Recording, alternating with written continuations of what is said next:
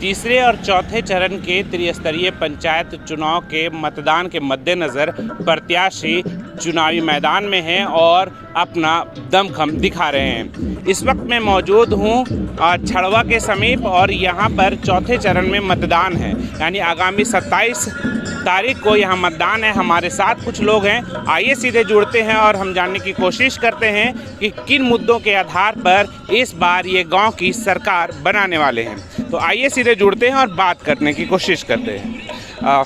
सबसे पहले बताइए कि आप लोगों ने इस बार गांव की सरकार के बारे में किस तरीके का प्रतिनिधि के बारे में मन बनाया है और किन मुद्दों को आधार बना करके आप लोग इस बार चुनाव करने वाले हैं? हम लोगों ने जो आधार बनाया है वो सिर्फ विकास है, इसमें ना कोई जात पात कुछ भी नहीं है। हम सिर्फ ये चाहते हैं कि हमारे गांव का विकास हो, हमारे पंचायत का विकास हो, हम जनता का विकास हो। इससे हम लोग ये कोशिश कर रहे हैं कि अगर हम ऐसे कैंडिडेट को जिताएं जो जनता के प्रति, हम आवाम के लिए वो अच्छा काज कर सकें। एक हॉस्पिटल का हो जाए हमारे यहाँ, हमारे पंचायत में। दूसरी बात है कि शिक्षा जो है वो हमारे यहाँ इतना कमज़ोर है कि हमारे घर के बच्चे जो हैं वो दूसरे जगह पढ़ने के लिए जाते हैं। तो हम लोगों का मकसद है कि वो बच्चे जो सरकारी स्कूल में जा किसी प्राइवेट स्कूल में जो पढ़ते हैं तो उनका तालीम जो हो वो आला किस्म का हो। प्रतिनिधि जो है यहाँ के, चाहे वो मुखिया के रूप में हो, पंचायत के रूप में हो, वार्ड सदस्य के रूप में हो या जिप सदस्य के रूप में हो, है ना, आपके लिए बेसिक जो काम है, बुनियादी जो सुविधाएं हैं, इन लोगों के ज़िम्मे रहता है कि आपको मुहैया कराएं। आप युवा हैं, युवाओं के लिए आप क्या चाहते हैं कि आपके प्रतिनिधि जो जनप्रतिनिधि हों वो किस तरह का काम करें? खास करके अगर हम नौजवानों की बात करें, उनके शिक्षा को लेकर के, खेल कूद को लेकर के क्या सोचते हैं? वही है कि अच्छा से काम करें गांव में, पूरा जिला में। क्या नाम हुआ आपका? धर्मेंद्र यादव। बताइए, युवाओं को लेकर के आप लोग प्रतिनिधियों से किस तरीके की उम्मीद लगा के रखें? हमारे जो काम होते वो अच्छा से करेंगे, इस यही उम्मीद रखे हैं अब्दुल रजाक जी के तरफ से।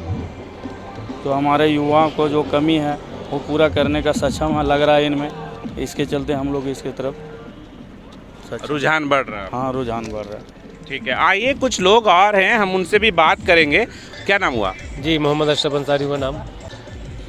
तो बताइए अशरफ, युवाओं के लिए आप प्रतिनिधि से क्या चाहते हैं? युवाओं के लिए अभी जो है, युवाओं के लिए पढ़ने के लिए बहुत ही परेशानियां पड़ रही है। इसके लिए विद्यालय, अच्छा शिक्षा हो, और जो है अभी बिजली पानी का भी थोड़ा दिक्कत चल रहा है। इसके लिए कि हम सब चाह रहे कि हमारे अब्दुल रज़ाक साहब बेहतर ही बेहतर हम लोगों के लिए, और तमाम हम लोग खुल के इनका सपोर्ट कर रहे हैं। कि आखिर किस आधार पर लगता है कि जो आप जिसको समर्थन दे रहे हैं वो आपके लिए बेहतर कैंडिडेट हैं?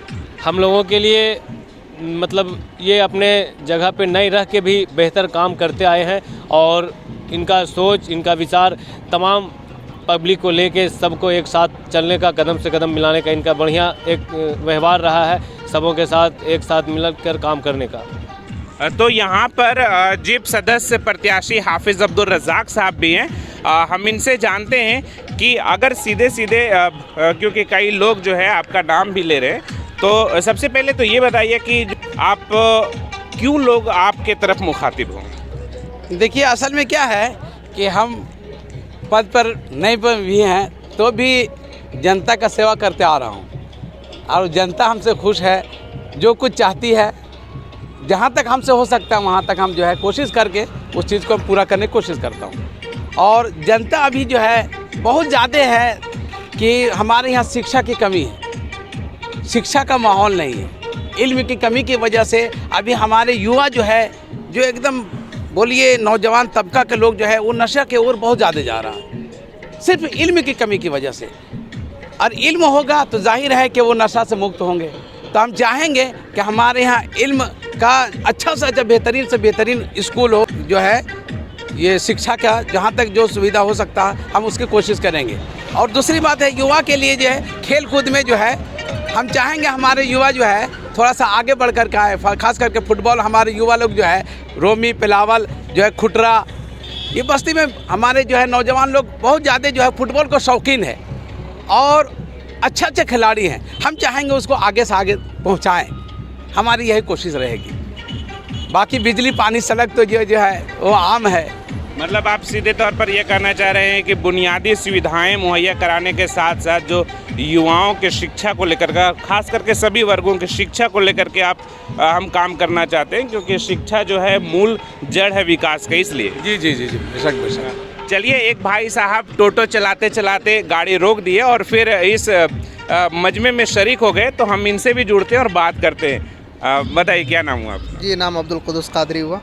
आप टोटो से जा रहे थे, फिर हम लोगों को देखा रुक गए, कुछ कहना चाहते हैं? मैं ये कहना चाहता हूँ, अक्सर इस तरह की जमात होती है, वहाँ मैं खड़े हो जाता हूँ और खड़े होने के बाद ये सुनना चाहता हूँ कि लोगों का स्पीच क्या है, क्या बयान हो रहा है, अच्छाई उसमें क्या निकल कर आती है। अगर एक बात भी अगर मेरे समझ में आया तो हम उस पर अमल करेंगे, लेकिन जो भी इस तरह के स्पीच हो या प्रोग्राम हो तो हम अगले से गुजारिश करेंगे कि मतलब माहौल में जिस तरह से अभी जो चल रहा है लोगों के बीच, नेता या मुखिया या सरपंच जो भी है, आप खड़े होकर के समाज का काम करें। हम हर किसी से यही कहना चाहते हैं कि समाज के लिए काम कीजिएगा, तो ये 5 साल नहीं बल्कि अपनी पूरी ज़िंदगी आप इन लोगों के बीच गुजार दीजिएगा। मेरा यही कहना है कि समाज के लिए काम कीजिए, चाहे युवा हो, चाहे बूढ़ा हो या जवान हो, या फिर जिस तरह का भी हो। शिक्षा के एतबार से, तालीम के एतबार से, रोड, नाली, बिजली, पानी, ये सारी चीज़ें ज़रूरत है आज के लोगों को। इन सब चीज़ों पर फोकस और काम होना चाहिए। बिल्कुल।